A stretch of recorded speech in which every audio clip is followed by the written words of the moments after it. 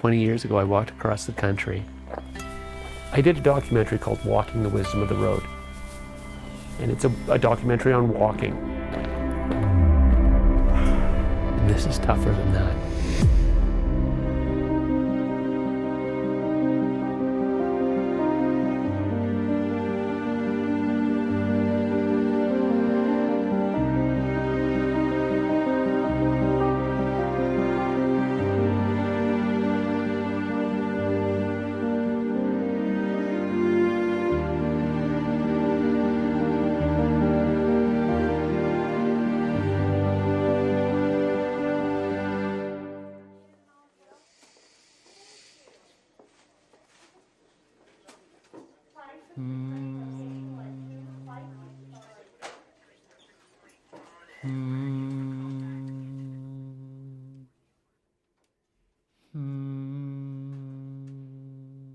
When we started this documentary, the whole idea was to find the solution to the problems I was dealing with.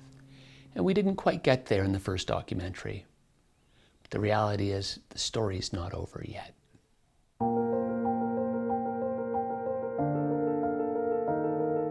If me going through this, it can help other people who are dealing with this as well, then I'm doing something.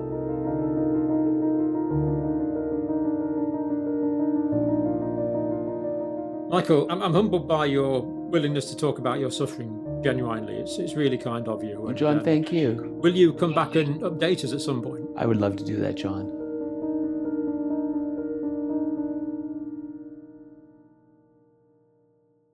You know, the impact of the first documentary really helped me come to grips with I was dealing with a serious problem. And I understood about the spike protein and how it's affecting my body. So spike protein is believed to be the problematic component within the virus that causes the symptoms. So spike proteins preferentially supposedly bind to ACE receptors, so therefore there's ACE receptors in your lungs, so preferentially does that and does lung damage. But spike proteins are now known to basically damage various parts of the body. They seem to damage different organs in different people. I tried a lot of protocols. I tried the ARTIST protocol, I tried the McCullough protocol. I did the bromelain, the Q10, the nicotine patches. I noticed minor improvements, but for me, they didn't move the needle enough. And the doctors really didn't have any advice for me.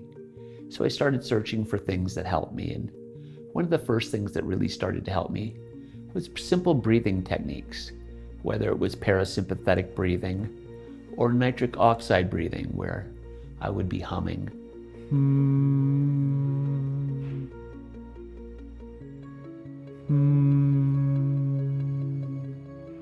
If I would do the nitric oxide breathing every morning, it would give me the energy. And then I found a report that said nitric oxide helps release the spike protein from the ACE2 receptors.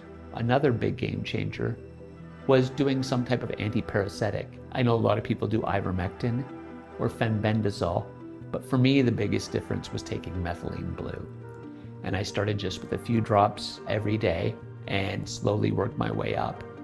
You know, beyond that, I'm looking at other alternate therapies. Red light therapy really helps restore my energy. It helps with the healing. And I try and do that on a daily basis. Wow, yeah. I feel like John Cougar's song, Hurts So Good. You know, from the beginning, I've had a lot of people trying to help me. But one of my biggest advocates has been Dr. Stephen Maltais.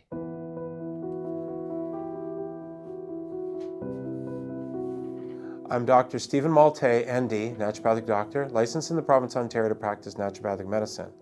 And I'm one of the doctors who was afraid to speak in the first film. I was unable to participate in it due to fear. I've known Michael just from a men's group for a number of years, and he kind of disappeared. And I found out that he had been unable to walk, so I just decided to give him a call and see how he was doing. And then I discovered that he was homebound and couldn't leave his house, basically. I had seen other patients in Michael's predicament, so I was not unfamiliar with both the predicament and the solutions. So I took his case, and his symptoms became aware that he either had transverse myelitis, which was a well-known side effect of the thing that I'm not supposed to talk about, or he might have had MS. So he went to a neurologist, and the neurologist went through various tests, algorithms, etc. And then eventually the neurologist told him as well, that same thing as his family doctor, that he was most likely injured from taking his COVID treatment the day before at his family doctor's office. Michael was optimistic that he would get better, and then when he didn't get better and ended up in a long-term care facility, his affect really decreased. His moods really decreased. He became very melancholy. So finally, in the summer of 2025, after he told me on the phone he didn't think he was going to live much longer, I decided to visit him in his long-term care facility. And that's where something interesting happened. Michael, nice to see you, man.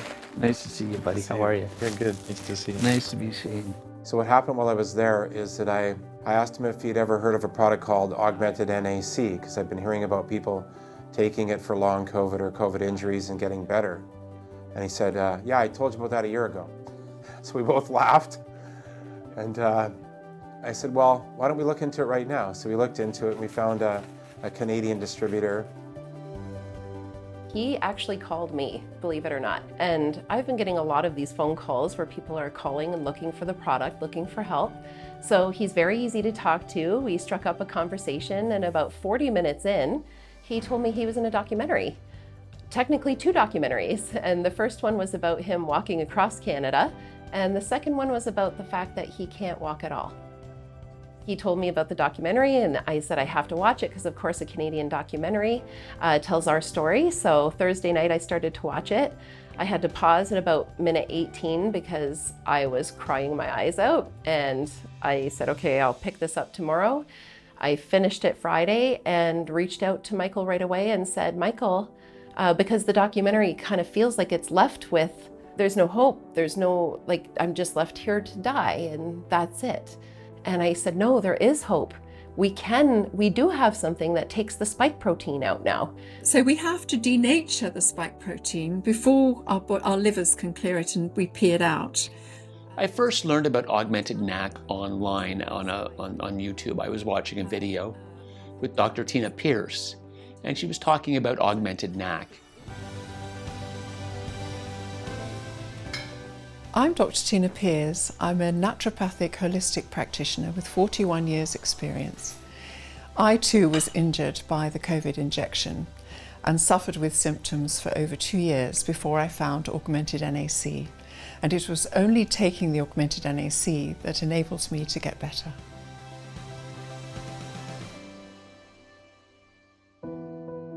As a doctor, I was coerced into having 2 of the injections. Unfortunately, I was told I would lose my practicing privileges at the private hospitals where I worked if I didn't. And I wasn't frightened of COVID because I knew how to treat COVID. I was very concerned about the injections because I didn't think there was any safety data.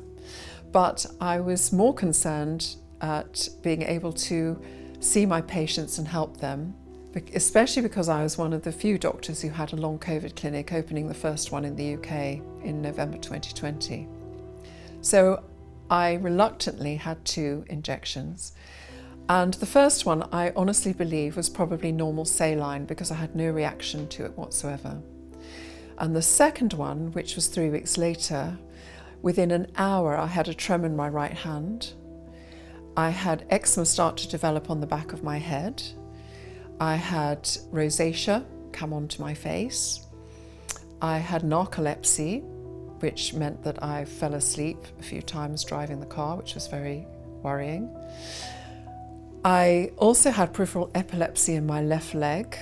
I also had brain fog, and I had burning mouth syndrome. My tongue swelled up, and I became intolerant to lots of foods that I'd eaten for decades.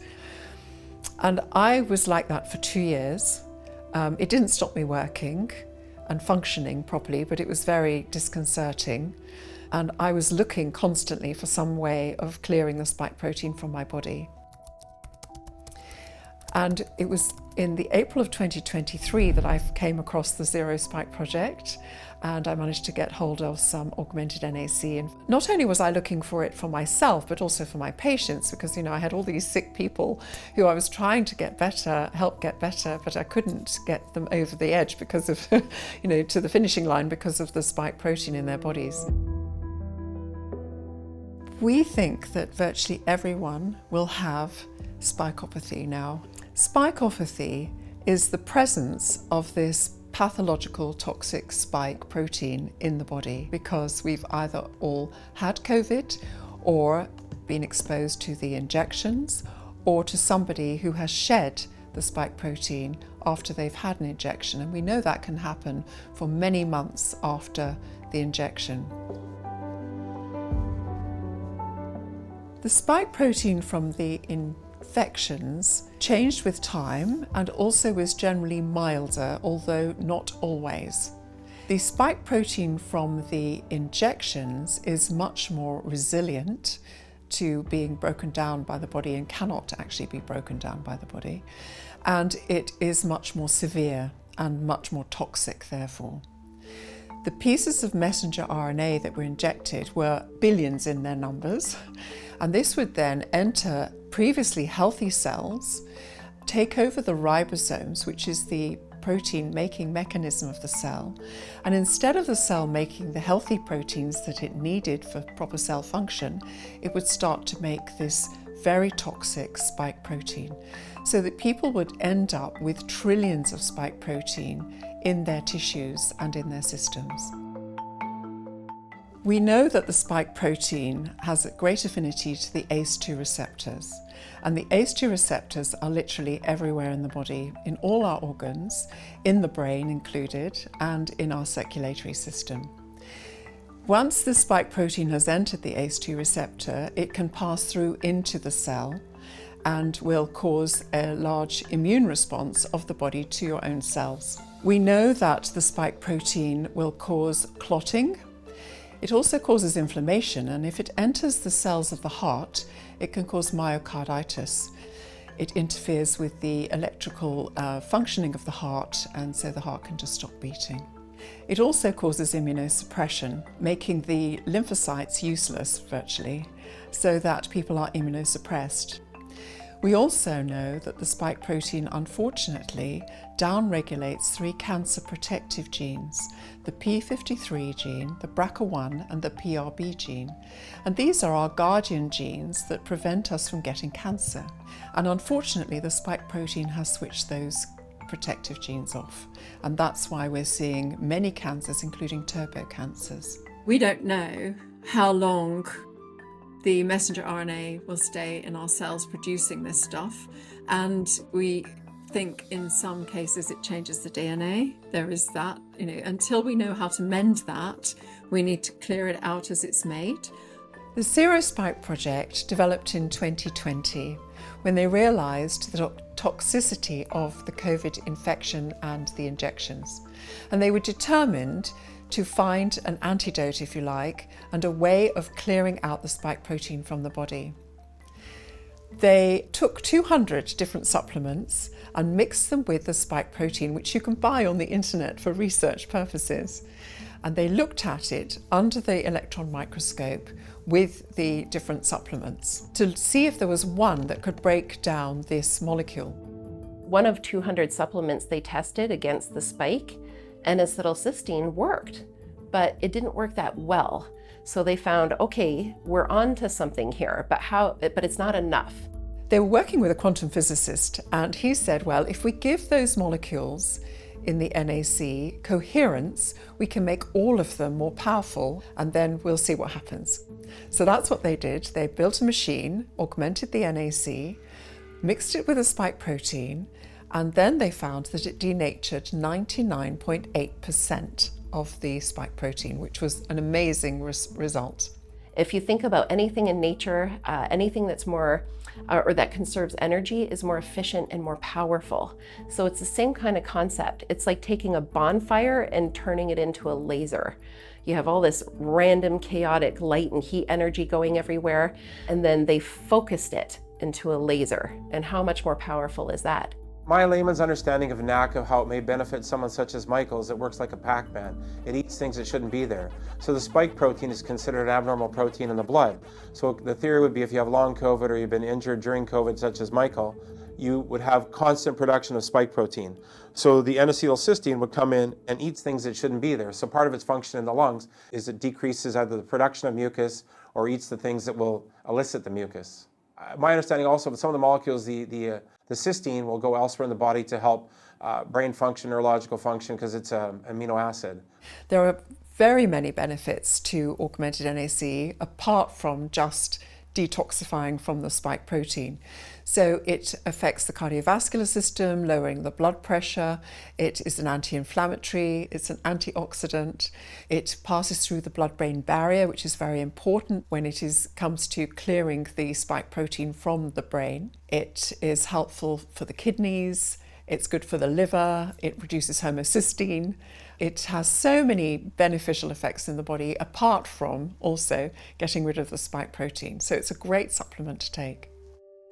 Anyway, I started taking it 1-3 times a day, and within 24 hours, when I woke up the next day, I didn't have a tremor in my right hand anymore. The eczema on the back of my head had healed overnight. The rosacea started to heal. The narcolepsy went away. My brain fog improved, and I never had any more peripheral epilepsy in my left leg. So I was living proof. I proved to myself exactly how powerful the augmented NAC is, how wonderful it was. And of course, I then started immediately recommending it to my patients and seeing incredible responses. You know, I'd tried many other protocols.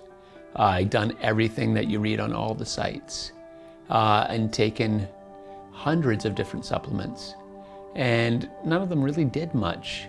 And then when finally I took augmented NAC, it was within days that I started to see my energy return.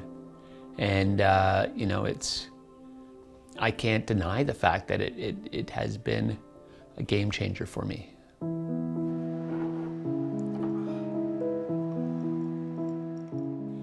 I started off augmented NAC on July the 6th of 2025. And I started off with an initial dose of just 1 pill a day, and I did that for a week and a half, almost 2 weeks. And then I jumped up to 2 pills. I did that for another 2 weeks. And then I jumped up to 3 pills, and I did that for another month, and now I'm taking 4 pills a day. It's been 3 months since I started taking augmented NAC. And initially, within days, my hands started moving again. I started regaining my mitochondrial energy, and my mood changed. The benefits have been outstanding. Now, they've not solved all my problems. I'm still dealing with a neurodegenerative problem in my spine, but I can tell you that my energy levels have improved. I'm able to exercise now on a daily basis. I can stay in my wheelchair now for up to 10 hours, where before I could barely spend an hour in a wheelchair without getting physically exhausted. And I attributed this to the augmented NAC, rebooting my mitochondrial energy and allowing me to start my body to heal. Hi, Michael. It's really lovely to see you. I think it's really special that we have an opportunity to meet like this and being able to talk to you, because I think you are the most incredible man. And so we're all going to work together to get you better. My energy levels are drastically improving in 6 months. I've gone from not being able to do anything at all to where on a daily basis, I'm now doing 50 to 100 chair sit-ups. Wow. I do 50 leg lifts. My toes are able to slightly bend. My fingers, I actually used a fork the other day for the first time in like 7 months or 8 months. Well done, you. Well done, well done, well done. I was at a point of almost resigning to the fact that death was coming. And now I see a plateau that I can live on. And I'm gonna work towards, better health. And I have a chance now.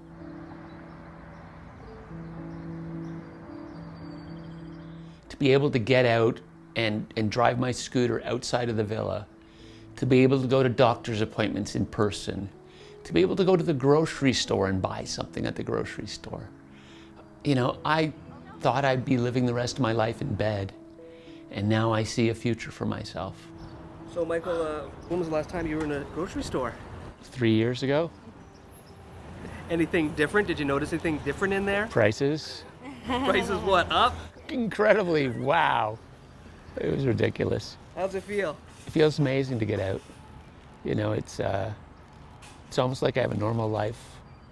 The last time I saw Michael was in the past 2 months. I went and visited him in his long-term care facility. Within a short time, like a week or less, he was like completely improved in energy. Within a few weeks, he could like hold a spoon. He was like back or better than he was before I met him in the beginning. He was like incredibly enthusiastic, full of life and energetic.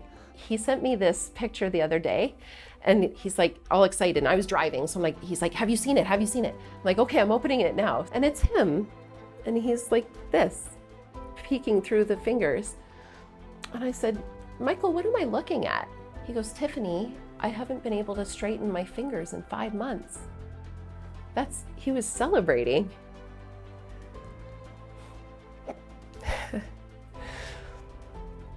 He was celebrating. Michael, when I first met him, his fingers were like hooks. That's how he grabbed everything. And that's just his fingers. Before that, a few weeks before, he sent me a picture of him standing. He never thought he'd ever do that again. No, go ahead. Yeah. Okay. Let's push me in now. Yes, yeah, till it's forward. Yeah.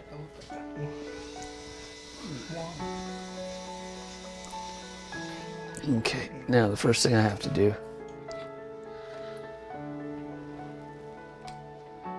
Okay. That's gonna be okay. We're gonna put that in my pocket. Okay.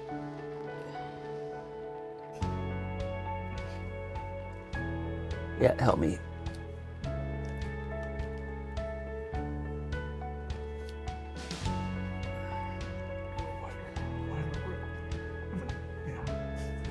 Hold it a little more. Let's actually make my legs a bit wider too. Pull my leg out. Okay, that's good.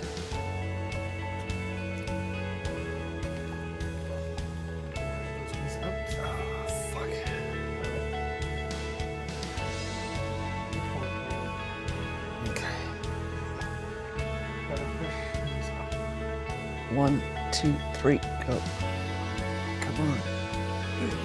Keep pushing. Oh. We can do it. Ready? 1, 2, 3. Keep pushing it. Okay. Oh, fuck. Oh. I was up. I got up. Oh. It's a start. Okay. Take a deep breath. Nice. Okay, one more try. Yeah, that's good. 1, 2, 3. Oh, I just need to lock that other leg. There we go. Hold it for 3. The Russian judge says it's a good one. Yeah. Oh. I'm standing, baby. Oh. Let's hold this as long as we can. Kiss the wall.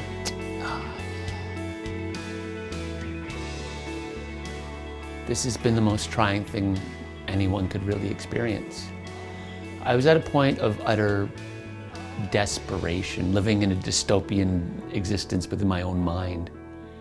I thought I was dying, and I didn't see any hope. And now I see a life that is possible. Maybe not the life I wanted, but a life where I can actually make a difference. And what does that mean to you? You know, without hope and without a purpose in life, there's no reason to live. And now I find I have a purpose again. And whether it's letting people know about what they can do to help get rid of the spike protein, or just helping people in general. It makes me feel human. I believe there's hope for people who have had COVID, long COVID, spike injuries, etc., as we've been talking about, based upon if they get the right treatment. They're responding very well. They come back and they say, I'm improving. I felt better than I felt for a couple of years, 2 years, 3 years, whatever. We were told if you want to help your neighbor, get the vaccine. Now, if you want to help your neighbor, stop taking the mRNA, first of all, and then get the spike out of you. I would suggest, for everyone, there's different things they find that work.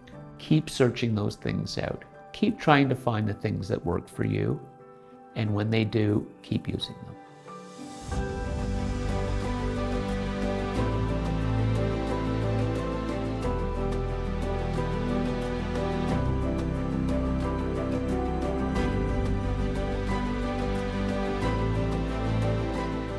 And one of the things I found that started off with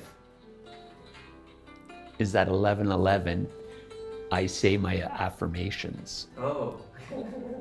Which are, I shall heal, I shall overcome, and I shall persevere. But really, here, let's get back to the real solution.